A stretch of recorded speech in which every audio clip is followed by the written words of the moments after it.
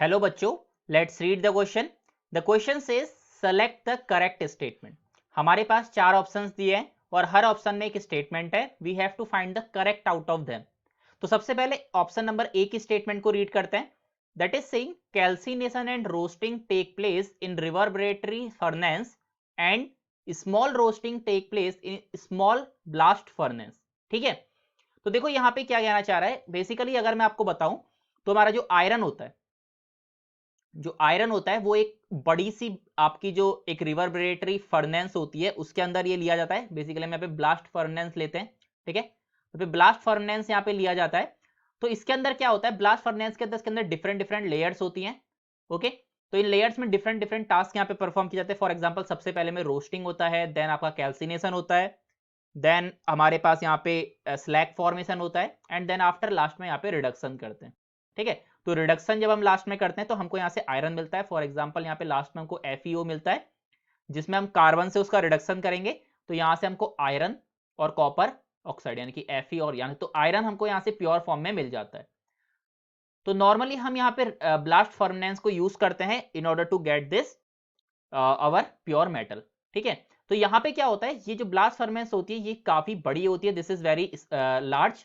तो ये लार्ज होती है हमारी, क्योंकि यहाँ पे हम बहुत सारे टास्क परफॉर्म कर रहे हैं। हम यहाँ पे अपना रोस्टिंग कर रहे हैं, कैल्सिनेशन कर रहे हैं, स्लैग फॉर्मेशन कर रहे हैं और रिडक्शन भी कर रहे हैं।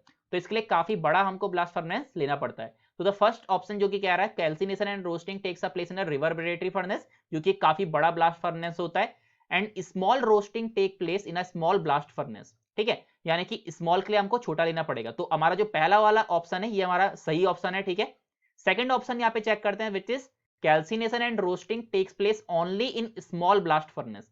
ये आपका गलत है, क्योंकि देखो जो कैल्सिनेशन और रोस्टिंग होता है ये दोनों के दोनों अगर एक साथ आप साइमल्टेनियसली कराना चाह रहे हैं तो इनके लिए हमको ब्लास्ट फर्नेस की जरूरत पड़ती है, वो भी लार्ज, बिकॉज ये दोनों काफी दो दो डिफरेंट प्रोसेस है। तो इनके लिए हमको दो दो अलग चैम्बर्स चाहिए होते हैं, तो उसके लिए हमको बड़ा ब्लास्ट फर्नेस लेना पड़ता है। पर अगर मैं रोस्टिंग और कैल्सिनेशन को अगर रोस्टिंग और कैल्सिनेशन इनको अगर इंडिविजुअली अगर हम परफॉर्म कराएं तो इसके लिए हम स्मॉल ब्लास्ट फर्नेस भी ले सकते हैं। बट हमको यहां पे क्या रखा है, ये दोनों के दोनों, तो दोनों के दोनों के लिए स्मॉल नहीं लिया जाएगा। ठीक है, थर्ड ऑप्शन क्या कह रहा है, थर्ड ऑप्शन बोल रहा है calcination and roasting take place only in reverberatory furnace. ऐसा नहीं है, कैल्सिनेशन और रोस्टिंग को हम रिवर्बरेटरी फर्नेस के साथ साथ हम इनको और फर्नेस में भी ले सकते हैं। ठीक है, हम इनको यहाँ पे ब्लास्ट फर्नेस में भी ले सकते हैं। तो इनका ये जरूरी नहीं है कि हम इसको रिवर्बरेटरी फर्नेस में ही कराएं। So we can take some other furnace also. और फोर्थ ऑप्शन है ऑल आर करेक्ट, तो ये तो हो नहीं सकता बिकॉज ऑप्शन बी और ऑप्शन सी हमारा गलत हो चुका है। So we can say that the correct answer for this question is option number A, which is saying calcination and roasting take place in reverberatory furnace and small roasting take place in small blast furnace. Okay, so I hope you understood it well. Best of luck.